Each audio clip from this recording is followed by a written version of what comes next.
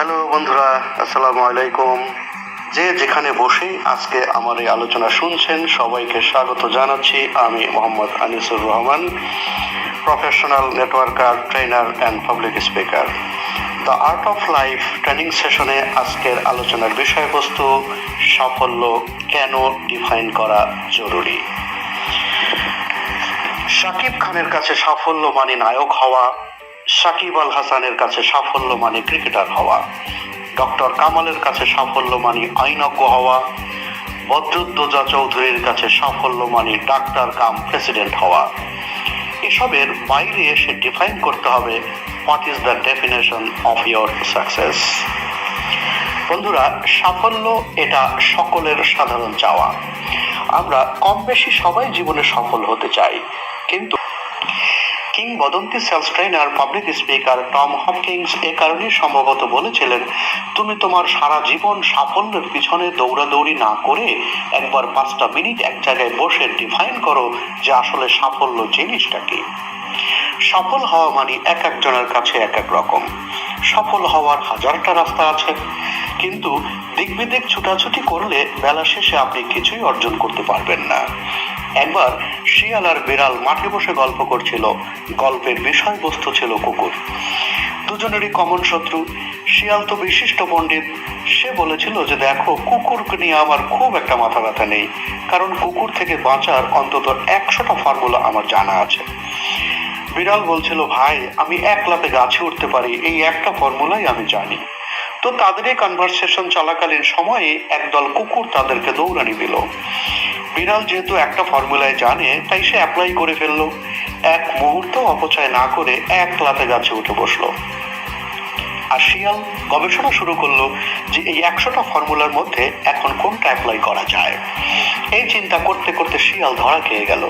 এই গল্পটা বলার উদ্দেশ্য হচ্ছে, যারা সাফল্যের 100টা রাস্তা জানে তারা আসলে বেশিরভাগ ক্ষেত্রে শিয়ালের মতো ধরা খায়। সো একটা রাস্তা বেছে নিতে হবে, যেটা হবে আপনার সাফল্যের পথ। সাফল্য মানে এই নয় যে আপনি কত টাকার মালিক। সাফল্য মানে এইও নয় যে আপনার কতগুলো ডিগ্রি আছে বা আপনার পেশা বা পদমর্যাদা কি। হলিউডের কিংবদন্তি অভিনেতা জিম ক্যারি এভাবে বলেছিলেন যে আমি মনে করি প্রতিটা মানুষের ধনী এবং বিখ্যাত হওয়া উচিত, এবং তারা জীবনে যা যা স্বপ্ন দেখেছে তার সবকিছু করতে পারা উচিত, যাতে তারা বুঝতে পারে যে এটা আসলে সমাধান নয়। তো সাফল্য মানে তাহলে কি? সাফল্য মানে তাই হওয়া বা পাওয়া যা আপনি হতে চান বা পেতে চান, যেটা আপনাকে সুখী, তৃপ্ত বা পূর্ণতার অনুভূতি দেবে। এখানে দুটি জিনিস খুব গুরুত্বপূর্ণ। এক নম্বর হচ্ছেন আপনি কি মনে করছেন সেটাই সবচেয়ে গুরুত্বপূর্ণ। পৃথিবীর প্রত্যেকটি মানুষের কাছে সাফল্যের আলাদা আলাদা রং বা রূপ বা সংজ্ঞা থাকতে পারে। আপনার আশেপাশে এক একজন মানুষের কাছে সাফল্যের এক এক রকম পরিচয় থাকতে পারে। কারো কাছে গায়ক, কারো কাছে নায়ক, কারো কাছে ডাক্তার, আবার কারো কাছে মিনিস্টার হতে পারা সাফল্যের উদাহরণ। কারো কাছে অনেক টাকা মানে আগামীকালেরও খাবার কেনার পর্যাপ্ত পয়সা থাকা, আবার কারো কাছে ব্যক্তিগত বিমান কেনার মতো পর্যাপ্ত টাকা থাকা।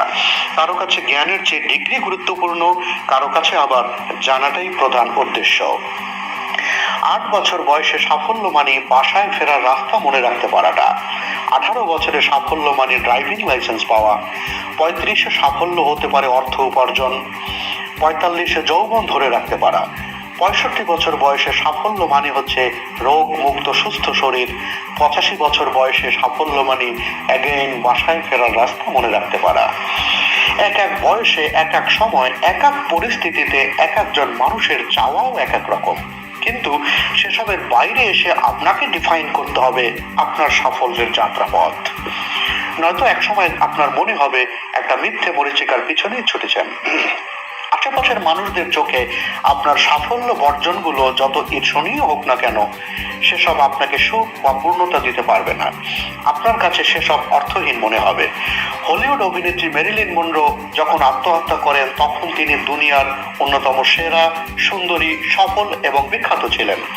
বলিউড অভিনেত্রী দিব্য ভারতীও আত্মহত্যার সময় তার কেরিয়ারের সেরা সময় ছিলেন।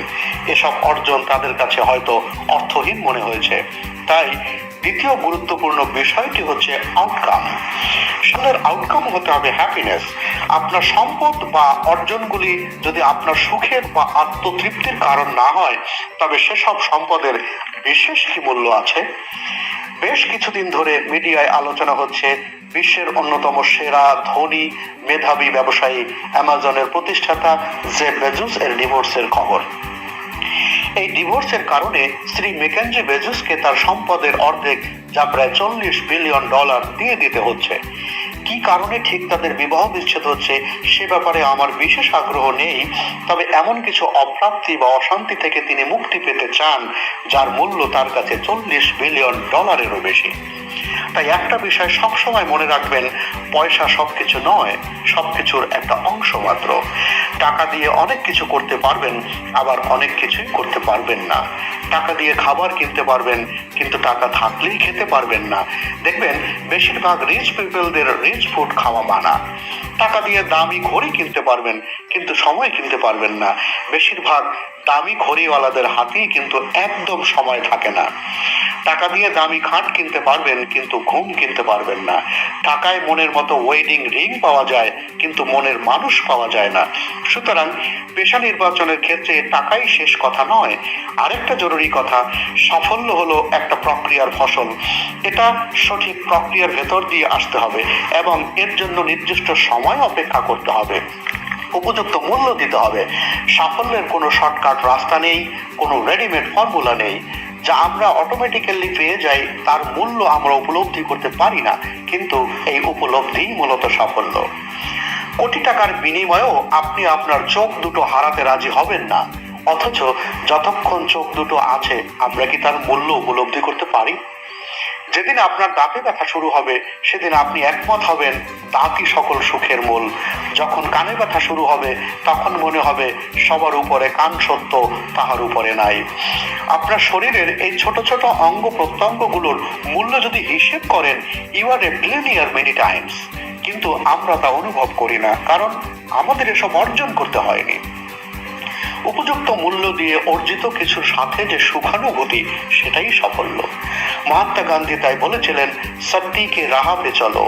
সত্য বা সঠিক পথ অনেক দুর্গম হতে পারে, কিন্তু সেই উত্তাল পথ পাড়ি দিয়েই মিলবে অর্থবহ সাফল্য। আপনার আশেপাশে অনেককে দেখবেন সস্তা মনোযোগ পাওয়ার জন্য, শর্টকাটে সফল হওয়ার জন্য হাস্যকর প্রতিযোগিতায় নেমেছে। এসব সস্তা খ্যাতি দেখে বিভ্রান্ত হবেন না। অর্থনীতির সাধারণ সূত্রটা নিশ্চয়ই মনে আছে, সস্তা জিনিসের চাহিদা বেশি। সুতরাং সেই ভিড়ে প্রলুব্ধ হয়ে নিজে নামে ইঁদুর দৌড়ে নামবেন না। আবার সাফল্য মানে একটা সফর, এটা কোনো নির্দিষ্ট গন্তব্য নয়। একটা কিছু অর্জনের পর সে আনন্দ খুব বেশি দিন স্থায়ী হয় না। অর্জনের নতুন লক্ষ্যমাত্রা তৈরি হয়। নির্দিষ্ট সময়ের মধ্যে নতুন লক্ষ্যমাত্রা অর্জন করতে না পারলে বরং আগের সব অর্জন ছাপিয়ে হতাশাই মুখ্য হয়ে দাঁড়ায়। যেমন ইউনিভার্সিটিতে ভর্তি হওয়ার সময় পছন্দের বিভাগ পেয়ে যাওয়া একটা বড় রকমের সাফল্য এবং এর আনন্দ অতুলনীয়। কিন্তু পরবর্তীতে ভালো ফলাফল করতে না পারলে বা ভালো চাকরি না পেলে সে আনন্দ হতাশায় পরিণত হয়, কারণ সহপাঠী বন্ধু বান্ধবদের সাথে তুলনা করে নিজের অবস্থান নিয়ে অসন্তোষ তৈরি হয়। সেক্ষেত্রে মনে রাখবেন, সাফল্য মানে ব্যর্থতার অনুপস্থিতি নয়, এর মানে চূড়ান্ত লক্ষ্য অর্জন। সাফল্য মানে যুদ্ধ জয়, প্রতিটি লড়াইয়ে নয়। ফুটবলে যেমন একটা টিম 2 গোলে পিছিয়ে থেকেও ম্যাচ জিততে পারে, আবার 2 ম্যাচ হেরেও টুর্নামেন্ট জিততে পারে। জীবনের প্রতিটা প্রচেষ্টায়ও তেমনি পিছিয়ে থেকেও আপনি জিততে পারেন। কোনো ব্যর্থতাই চূড়ান্ত নয়। পৃথিবীর সফল মানুষদের জীবন ব্যর্থতায় ভরা।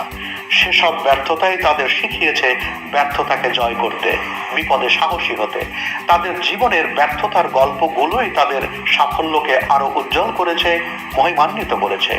দুঃখ, ব্যর্থতা, অনিশ্চয়তা যেখানে অনিবার্য, সেখানে বুদ্ধিমান মানুষদের চাওয়া কেমন হওয়া উচিত তা রবীন্দ্রনাথ তার নোবেল জয়ী কবিতায় শিখিয়েছেন। বিপদে মোরে রক্ষা করো, এ নহে মোর প্রার্থনা।